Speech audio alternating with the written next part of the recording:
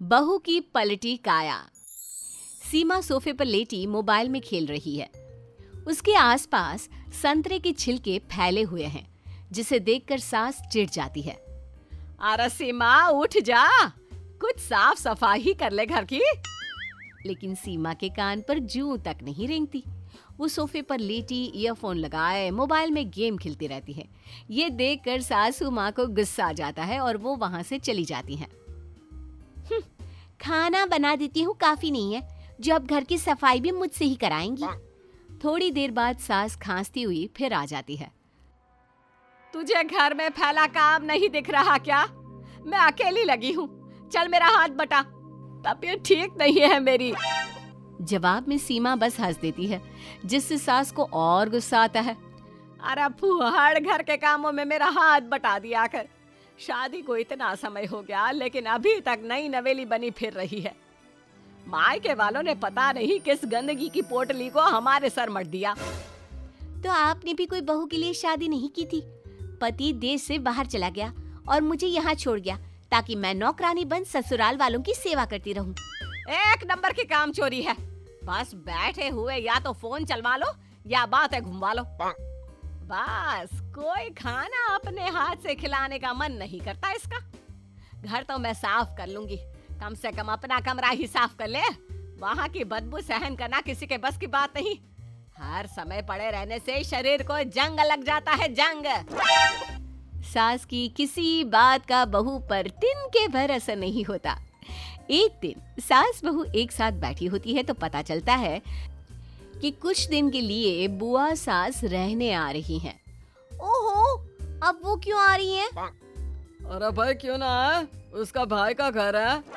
और तुझे परेशानी क्या हो रही है उसके आने से? तू तो वैसे भी कोई काम नहीं करती, अपने मोबाइल पर लगी रहना। सासू माँ के अंदाज में शिकायत के साथ दुख भी था। तभी छोटा देवर बोला, अरे इन्हें फिक्र है कि कहीं अगर बुआ उनके कमरे में चली गई तो बहू की पोल ना खुल जाए। देवर की बात पर भाभी गुस्से में उठकर वहां से चली जाती है। अगले दिन बुआ जी घर आ जाती है, जिससे घर में रौनक, हंसी मजाक का माहौल बन जाता है। कुछ दिन बाद, एक बात पूछूं भाभी, बुरा तो नहीं मानोगी? अरे नहीं नहीं, बुरा क्यों मानूंगी, पूछिए ना, क्या पूछना चाहती हैं? जब से आई हूँ तुम्हें सारे घर का काम अकेले ही करते देख रही हूँ, सीमा को साथ में क्यों नहीं लगाती हो? सासू माँ जवाब में ठंडी सांस भरकर रह जाती है। अब बुआ को क्या बताती कि उनकी बहू कितनी आलसी और निकम्मी है। बुआ भी अपनी भाभी को खामोश देखकर दाल में कुछ काला है समझ जाती है। सुबह से रात होती है, सब खाना खाकर बैठते हैं। क्या हुआ भाभी, क्या मेरी सुबह वाली बात से अभी तक दुखी हो तुम? अरे नहीं नहीं, दुखी नहीं, बस परेशान हूँ। इस लड़की को कुछ समझ में नहीं आता। शादी के समय तो इसकी माँ ने बड़ी बढ़ चढ़कर तारीफें की थी, लेकिन मैंने तो इसे आज तक ढंग से काम करते नहीं देखा। बस बैठे बैठे मोटी होती जा रही है। बुआ से सीमा की सास की फिक्र देखी नहीं जाती। वो कहती है, अगर तुम कहो तो मैं कुछ करूं? अरे तुम क्या कर लोगी, हमारी नहीं सुनती तो तुम्हारी क्या सुनेगी? वो तुम मुझ पर छोड़ दो, बस जो कुछ मैं करूं उसमें तुम और भाई बोलना मत। और हाँ, ये बताओ कि जब इसका पति यहाँ था तब भी ये ऐसी ही थी, मतलब काम से बचने वाली? अरे तुम नहीं जानती, बहुत चालाक है। जब तक राजेश रहा सारा काम भाग भाग कर करती थी।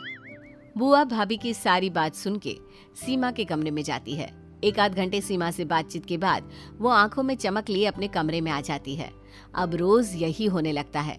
रात के खाने के बाद बुआ बहू के कमरे में जाती, कुछ घंटे वहां बैठकर अपने कमरे में आ जाती, जिसमें एक हफ्ते बाद जैसे कोई चमत्कार होता है और सीमा को घर का झाड़ू पोछा करते देख परिवार की आंखें फटी रह जाती है।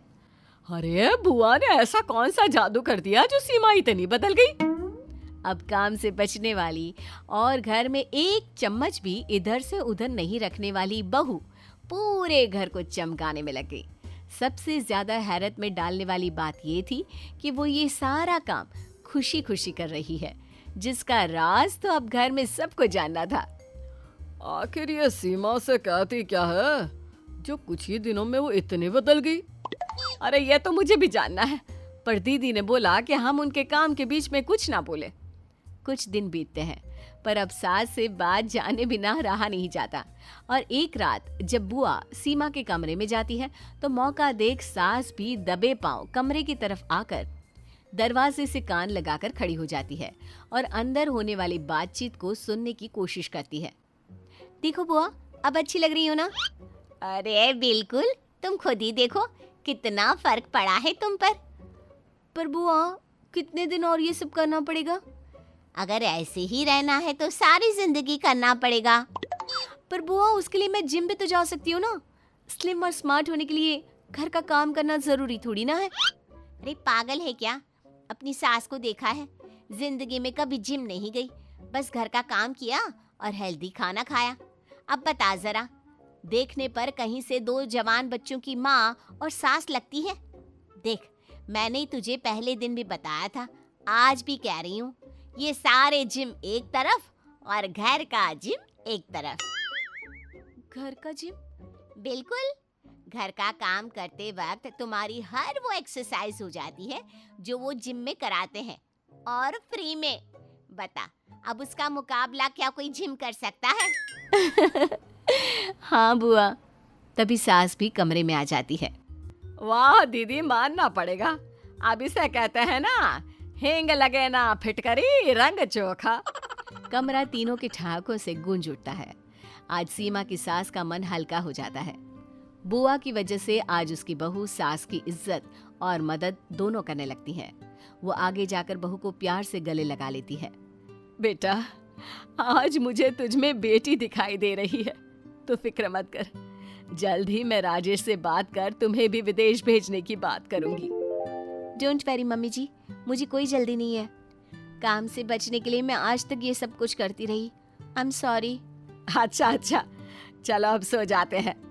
ननद और भाभी कमरे से बाहर निकल जाती है। एक बात तो बताइए दीदी, यह बहू की काया पलट कैसे हो गई? कहाँ तो काम से भागती थी और अब देखो। अरे कुछ खास नहीं किया मैंने, बस इतना कहा कि राजेश आकर तुझे इतनी मोटी और बेडोल देखेगा तो क्या सोचेगा, कहीं तुझे दिल से ही ना उतार दे, और क्या पता तुझे साथ भी ना लेकर जाए। अच्छा, तो अब समझी, आपने उसके पति के नाम की दुखती रग पर हाथ रख दिया।